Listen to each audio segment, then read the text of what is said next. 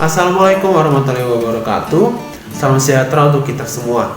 Saya akan menjelaskan mengenai gadai dan fidusia. Selamat menyaksikan. Sekarang saya akan menjelaskan mengenai gadai.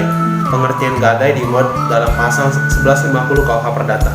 Menurut pasal 1150 KUH Perdata, gadai adalah suatu hak yang diperoleh oleh kreditur atas suatu benda bergerak yang diserahkan kepadanya oleh debitur atau kuasanya sebagai jaminan atas utangnya, dan yang memberi wewenang kepada kreditur untuk mengambil pelunasan piutangnya dan barang itu dengan mendahului kreditur-kreditur lain dengan pengecualian biaya penjualan sebagai pelaksanaan putusan atas tuntutan mengenai pemilikan atau penguasaan dan biaya penyelamatan barang itu yang dikeluarkan setelah barang itu diserahkan sebagai gadai yang harus didahulukan.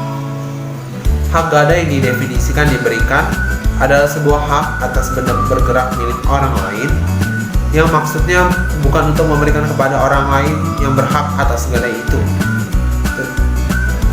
atau yang biasa disebut sebagai pemegang gadai atau penerima gadai dari benda tersebut, tapi hanyalah memberikan benda tersebut sebagai jaminan tertentu sebagai pelunasan atas piutang. Hak-hak pemberi gadai antara lain: 1. Menerima uang gadai dari penerima gadai. Yang kedua, berhak atas barang gadai apabila hutang pokok, bunga, dan biaya lainnya telah dilunasi.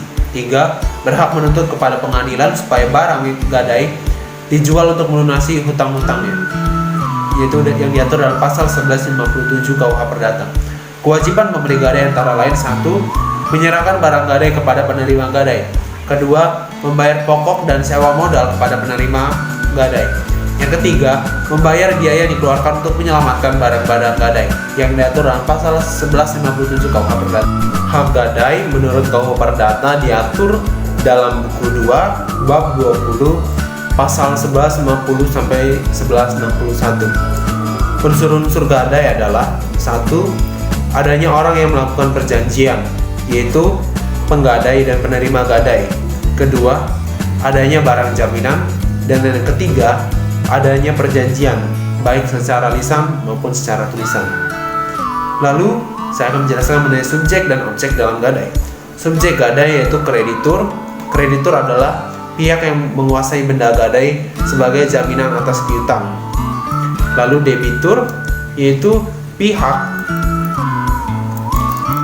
yang berhutang. Dan yang terakhir, pihak ketiga yaitu pihak yang menyerahkan benda gadai. B. Objek gadai yaitu barang bergerak baik yang berwujud seperti kendaraan transportasi, sarana pengangkut, kendaraan dan alat berat, maupun tidak berwujud seperti saham, sertifikat tanah dan bangunan, piutang, uang, surat, bunga, dan obligasi. Hak dan kewajiban dalam gadai. Selama gadai itu berlangsung, pemegang gadai mempunyai beberapa hak. A. Pemegang gadai berhak untuk menjual barang yang digadaikan itu atas kekuasaan sendiri jika pemberi gadai atau yang biasa kita sebut debitur melakukan prestasi, yaitu tidak memenuhi kewajibannya. Kemudian dari hasil penjualan itu diambil sebagian untuk melunasi hutang debitur dan sisanya dikembalikan kepada debitur. Penjualan itu harus dilakukan di muka umum atau yang biasa kita kenal dengan pelelangan menurut kebiasaan-kebiasaan setempat dan berdasarkan syarat-syarat yang lazim berlaku. B. Pemegang gadai berhak untuk mendapatkan pengembalian ongkos-ongkos yang telah dikeluarkan untuk keselamatan barangnya. C. Pemegang gadai mempunyai hak untuk menahan barang gadai jika setelah adanya perjanjian gadai kemudian timbul perjanjian hutang yang kedua antara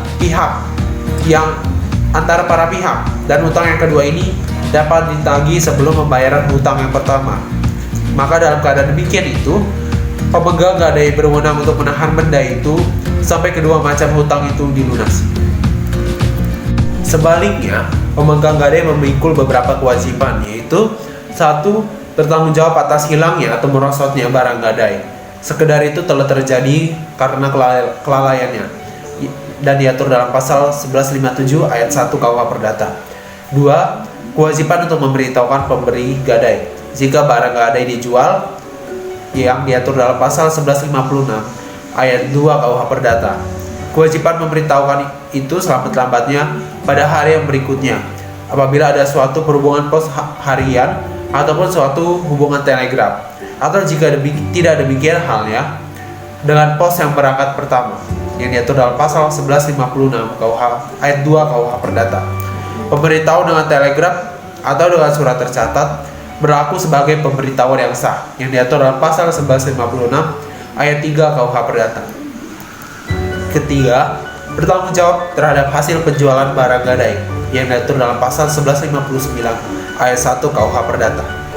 Hapusnya gadai. Gadai dapat hapus menurut Ari Hutagalung karena beberapa hal, yaitu pertama, hapusnya perjanjian pokok yang dijamin dalam gadai. Yang kedua, terlepasnya benda gadai dari kekuasaan penerima gadai. Yang ketiga, hapus atau musnahnya benda jaminan. Yang keempat, dilepaskannya benda gadai secara sukarela. Dan yang terakhir, adanya percampuran, yaitu pemegang gadai menjadi pemilik barang gadai. Dan yang kedua, saya akan menjelaskan mengenai fidusia. Yang pertama, pengertiannya. Fidusia adalah pengalihan hak kepemilikan atas suatu benda atas dasar kepercayaan dengan ketentuan bahwa benda yang hak kepemilikannya dialihkan tersebut tetap dalam penguasaan pemilik benda. Jaminan fidusia adalah jaminan atas benda bergerak, baik yang berwujud maupun tidak berwujud, dan benda tidak bergerak, khususnya bangunan, yang tidak dapat dibebani hak tanggungan sebagaimana dimaksud dalam Undang-Undang Nomor 4 Tahun 1996 tentang hak tanggungan, yang tetap berada dalam penguasaan pemberi fidusia sebagai agunan bagi pelunasan utang tertentu yang memberikan kedudukan yang diutamakan kepada penerima fidusia terhadap kreditor lainnya. Yang kedua, objek fidusia. Undang-Undang Fidusia mengatur bahwa yang dapat dijadikan objek jaminan fidusia adalah benda apapun yang dapat dimiliki dan hak kepemilikan tersebut dapat dialihkan, baik benda itu berwujud maupun tidak berwujud, terdaftar maupun tidak terdaftar, bergerak maupun tidak bergerak, dengan syarat benda tersebut tidak dibebani dengan hak tanggungan sebagaimana dimaksud dalam Undang-Undang Nomor 4 Tahun 1996 tentang hak tanggungan, atau hipotek sebagaimana dimaksud dalam pasal 314 ayat 3 KUH Dagang dan pasal 1162 KUH Perdata. Selanjutnya, UU Fidusia mengatur bahwa selain benda yang dimiliki pada saat dibuatnya jaminan fidusia, juga benda yang kemudian diperoleh dapat dibebani dengan jaminan fidusia. Yang keempat, eksekusi jaminan fidusia. Sebagaimana juga dalam hak tanggungan yang diatur dalam Undang-Undang Nomor 4 Tahun 1996 tentang hak tanggungan, sertifikat jaminan fidusia juga mempunyai kekuatan eksekutorial yang sama dengan putusan pengadilan yang telah memperoleh kekuatan hukum tetap. Berdasarkan titel eksekutorial tersebut, penerima fidusia dapat langsung melaksanakan eksekusi melalui pelelangan umum atas objek jaminan fidusia tanpa melalui pengadilan. Ketentuan-ketentuan tentang cara eksekusi jaminan fidusia diatur dalam pasal 29 dan 31 UU Fidusia yang bersifat mengikat dan tidak dapat disampingkan atas kemauan para pihak. Penyimpangan dari ketentuan-ketentuan tersebut berakibat bahwa penyimpangan dimaksud batal demi hukum. Selain itu, apabila ada debitur cedera janji, penerima fidusia mempunyai hak untuk menjual benda yang menjadi objek jaminan fidusia atas kekuasaannya sendiri. Dan yang terakhir, hapusnya hak jaminan fidusia. Berdasarkan Peraturan Pemerintah Nomor 21 Tahun 2015 tentang tata cara pendaftaran jaminan fidusia dan biaya pembuatan akta fidusia, pasal 16 ayat 1 menentukan bahwa hapusnya jaminan fidusia adalah karena 1. Hapusnya hutang yang dijamin dengan fidusia. Yang kedua, pelepasan hak atas jaminan fidusia oleh penerima fidusia. Dan yang terakhir, musnahnya benda yang menjadi objek jaminan fidusia. Sekian penjelasan dari saya mengenai jaminan fidusia dan gadai. Semoga bermanfaat. Terima kasih teman-teman.